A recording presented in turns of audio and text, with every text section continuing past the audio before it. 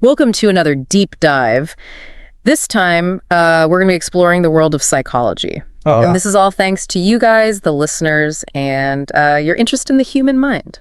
It's a fascinating topic. So we've got an excerpt here from Exploring the Human Mind, and it's like a crash course in psychology. It covers a really wide range of topics. Yeah, it covers like everything. I mean, from the very beginnings of psychology to all these different schools of thought, even how psychology is used today in everyday life. It really shows you how much psychology is woven into the fabric of our lives. Don't worry, we're not trying to turn you into a therapist overnight with this deep dive. No. Think of it more like unlocking those aha moments that make you see yourself and others a little differently. It's about gaining those insights that can really enrich your understanding of yourself and the world. Yeah, and also it's about having some fun along the way. Absolutely. So let's kick things off by taking a quick trip back in time to see how psychology went from like philosophical pondering to a full-blown science. The roots of psychology actually go way back, all the way back to ancient Greece. Oh, wow. You know, like Plato and Aristotle.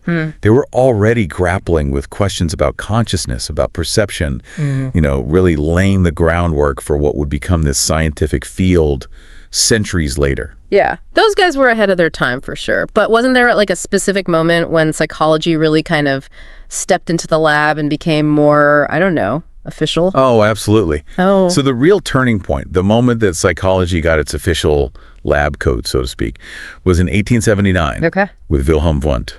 He established the first experimental psychology lab, and it was a game changer. So that was it. That was the moment. 1879. Psychology was born. Pretty much, yeah. And his main thing was introspection. Introspection. Training people to observe and report on their own thoughts and feelings, like really meticulously, in detail. So basically trying to measure, the inner workings of the mind. Yeah, it was a really groundbreaking approach at the time, trying to like capture lightning in a bottle. To capture those like fleeting thoughts and feelings, yeah. Exactly. But of course, psychology didn't stop there. It really started to branch out from there. Yeah, it's like it went through this period of self-discovery. Exactly. It was trying to figure out, okay, what's the best way to really understand this complex thing called the mind? Yeah, and so I guess that led to some debate, right? Oh, absolutely. There was this tension between studying what's going on inside our heads, those internal thoughts and feelings, versus focusing on what we could actually observe our behaviors. Yeah, that makes sense. So I guess, like, on one hand, you had Freud with his psychoanalysis, like delving into the depths of the unconscious, all those hidden desires, childhood experiences that, shape who we are.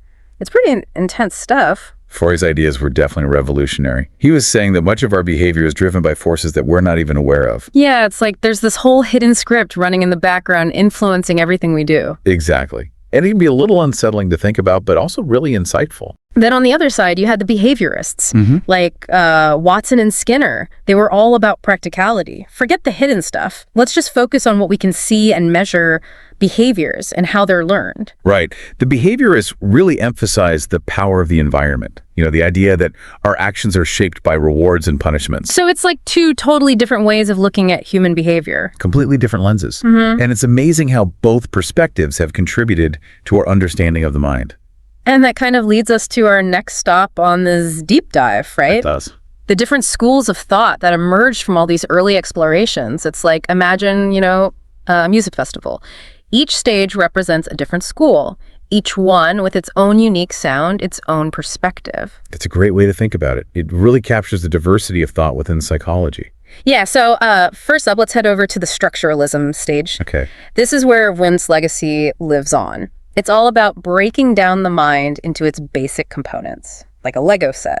Like creating a mental map, identifying each element and how they connect. Exactly, yeah. Understanding the building blocks of thought and experience. Then let's move on to the functionalism stage. This one's less about the parts and more about the purpose, Right. Like, what does the mind actually do? How does it help us adapt, survive, and thrive in our environment? William James was a key figure in this school of thought. Okay. He emphasized how our thoughts and behaviors serve a practical function, helping us navigate the world around us. Now, for a school that really kind of shook things up, let's head over to the psychoanalysis stage. Here we go.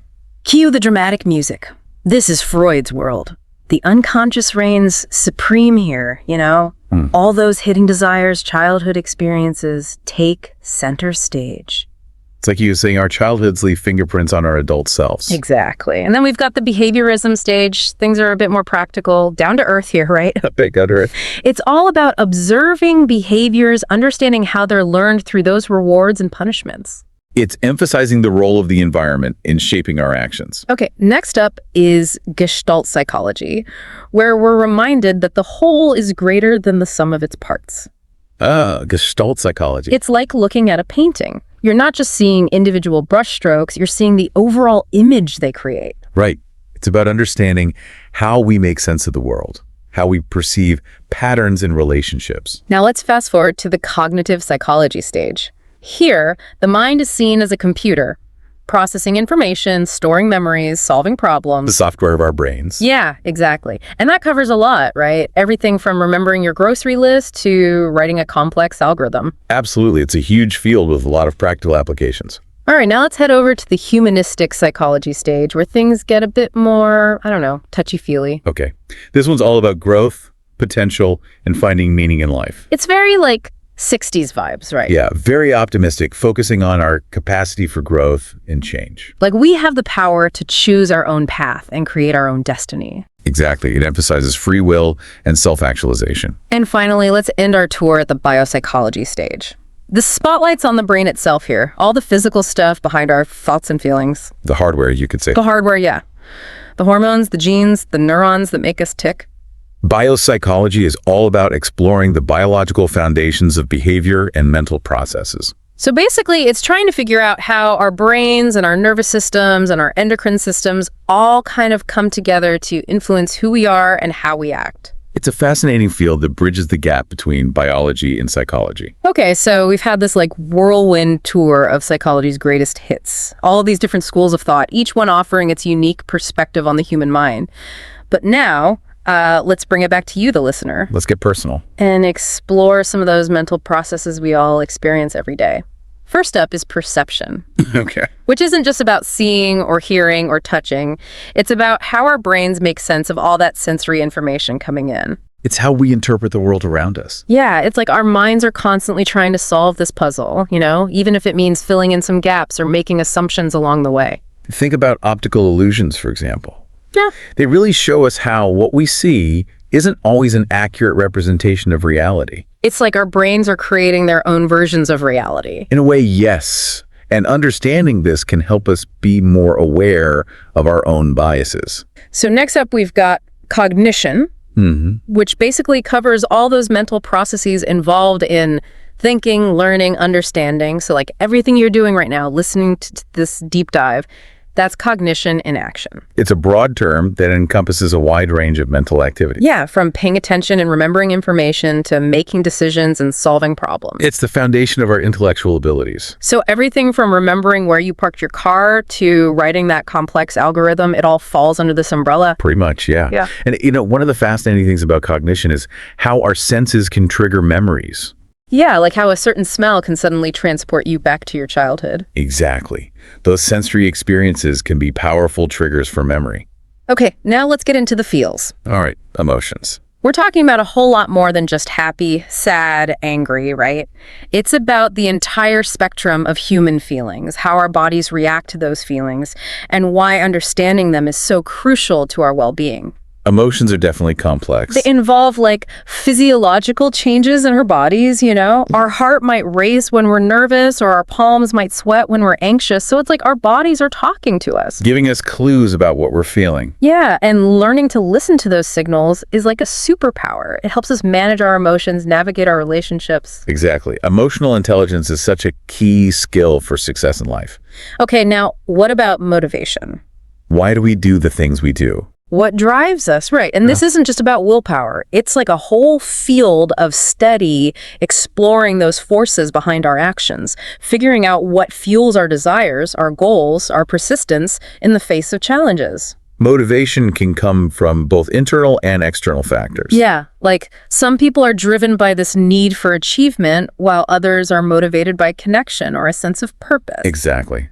And it's different for everyone. Now, for a topic that I find really intriguing, personality. Oh, what makes us unique? Yeah, like why are some people introverts and others are extroverts? Are we born this way or do we change over time? Personality psychology dives into those questions. It's like trying to figure out the recipe for each person, that unique mix of ingredients that makes them who they are. And while our personalities are relatively stable, they can also evolve and adapt over time. Yeah, it's not like we're set in stone. We're constantly growing and changing, and our personalities reflect that journey. All right, and last but not least, social psychology. Ah, yes, the power of the group. Yeah, how others influence us, right? Think about conformity, persuasion, social media, all those forces shaping our thoughts and behaviors. It's like we're always part of this larger social fabric. Even when we're alone, our thoughts are still shaped by the social world we live in. Exactly. And understanding those social influences can be so powerful, like in navigating our relationships, understanding group dynamics, even making sense of current events. It's like realizing that we're all interconnected in ways we might not even realize.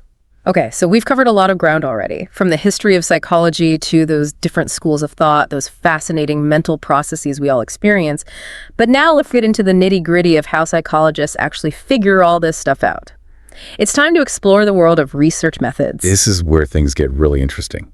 Psychology isn't just about having interesting ideas, it's about putting those ideas to the test. Yeah, it's a science. It relies on empirical evidence, gathering data, testing hypotheses. So first up, we've got experiments. The classic scientific method. Yeah, like testing a new recipe. You change one thing to see what happens. Exactly. Experiments allow us to manipulate variables and determine cause and effect relationships. Okay, then there are surveys. Asking lots of people questions to get a sense of trends. Yeah, it's like taking a snapshot of people's thoughts and beliefs and behaviors. Surveys are great for gathering data from a large sample of people, giving us insights into broader trends. The tricky part is getting honest answers, right? That's always a challenge. But researchers have ways of designing surveys to minimize bias. Now, what about case studies? Case studies are like taking a deep dive into one specific person. Yeah, like those famous Patients of Freud, full of fascinating stories. They allow us to gain in-depth knowledge about a particular individual or group, or even a specific event. So it's like, if someone has this rare brain injury that affects their behavior, studying that one person could provide valuable insights into how the brain works. Exactly. Case studies can generate hypotheses for further research and provide really rich qualitative data. Okay, and finally, naturalistic observation. This is where we get to be a fly on the wall. It's like spying, but for science, right? Watching people in their natural environment to see how they really behave. Naturalistic observation allows us to study behavior in real-world settings without interfering or manipulating the situation. So it's like observing animals in their natural habitat to understand their behavior patterns. Precisely.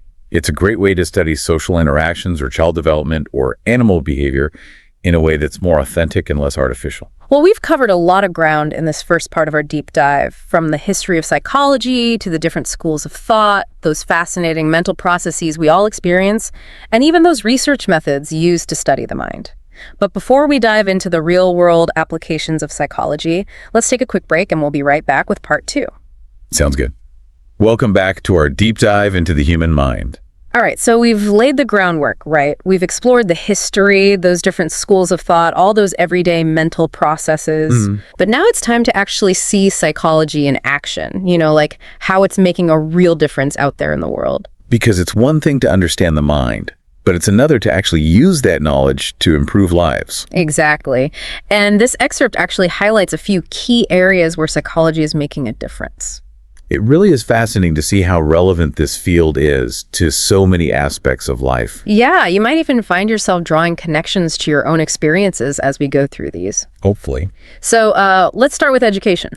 Okay. I mean, think about it. Psychology plays a huge role in helping kids learn better, understanding learning disabilities and creating those awesome classrooms that make learning fun and engaging. Educational psychologists work directly with teachers, parents, students to create those supportive learning environments. It's not just about what's being taught, but how it's being taught. Exactly. It's like they're designing the whole experience, not just the content. Yeah. It makes you wonder how different your own school experience would have been if there had been more of a focus on the psychology of learning, It's a great point. It really highlights how important it is to consider individual learning styles. Yeah, and to create environments that cater to different needs. For sure.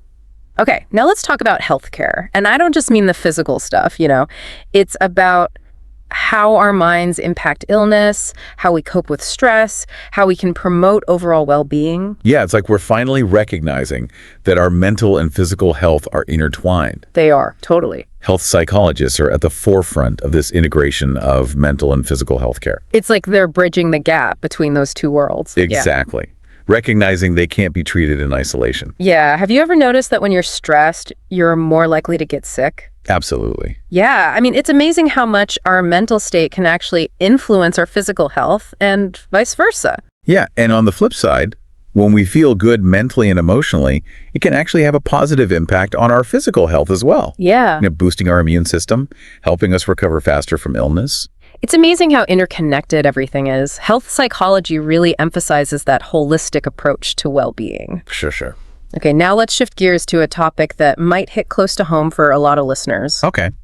Business. Okay. So it turns out psychology is being used in the workplace, like to increase motivation, improve teamwork, even develop leadership skills. Business psychology, or industrial organizational psychology, is all about applying psychological principles to the workplace. So it's like taking all those insights about, human behavior, motivation, personality, group dynamics, and using them to create a more productive and fulfilling work environment. Exactly. It's fascinating to think about all the ways psychology is being used behind the scenes. Like, did you know some companies use personality assessments to help match people to jobs that are a good fit for their strengths and interests? Yeah, that's a great example. I mean, there are so many other applications, Yeah. From designing training programs that are more engaging and effective to creating a workplace culture that fosters collaboration and innovation. Absolutely. It makes you wonder how much psychology is at play in your own workplace, right? It does. Maybe there are subtle things happening that you haven't even noticed before. I'm sure you'll start to see things through a new lens now. Okay, so we've seen how psychology is making a difference in education and healthcare and business. It's clear that this field is way more than just theories and textbooks. It's a powerful tool. Yeah, for improving lives and making a positive impact. For making a difference. As we wrap up the second part of our deep dive, it's amazing to see how much ground we've covered and how much more there is to explore. But before we get too carried away, let's take a moment to reflect on everything we've learned so far. Stay tuned. We'll be right back with our final part where we'll bring it all together and leave you with some, thought-provoking questions to ponder. I like it. Welcome back to the deep dive. We've been on quite a journey exploring this vast and fascinating world of the human mind. Yeah, from its philosophical roots to its scientific evolution, from those different schools of thought to its real-world applications. Yeah, I mean, this excerpt from Exploring the Human Mind, it's been like a key, unlocking all these new perspectives on ourselves and those around us. Yeah. It's amazing how much we've actually unpacked in just a short amount of time. It's true, but, it's only the beginning. Yeah. Psychology is a field that's constantly evolving, with new discoveries and insights emerging all the time. Yeah, that's what I find so exciting about it, There's always more to learn, more to question, more to ponder. It keeps us on our toes. It does. It really does. But as we wrap up this deep dive, I wanted to leave you with a thought that's been kind of swirling around in my head. Oh, I'm intrigued. What is it? Well, we talked about the unconscious, all those hidden motivations and influences that shape our behavior. Right. And it makes you wonder, how much free will do we really have? That is the question, right? I know. If so much is happening beneath the surface. Yeah, if our actions are influenced by factors we're not even aware of, does that mean we're not fully in control? I mean, it's like we're driving a car, but we're only aware of the steering wheel and the gas pedal, not the complex engine working beneath the hood. Exactly. And so it really challenges our assumptions about choice and responsibility. It does. If our unconscious is, pulling the strings, does that diminish our accountability for our actions? That's a tough one. It is. But maybe it's not about an either, right? Yeah. Maybe it's about recognizing the interplay between our conscious choices and those unconscious influences. Yeah, it's like both are at play. Exactly. I mean, maybe it's about understanding that we have more agency than we realize, but also that we need to be aware of those unconscious biases, those patterns that can kind of subtly shape our thoughts and actions. It's about acknowledging that complexity of the human mind and embracing that ongoing journey of self-discovery. Yeah, I like that perspective. It's not about denying the influence of the unconscious, but about becoming more aware of it so we can actually make more informed choices. More conscious choices. Yeah, exactly.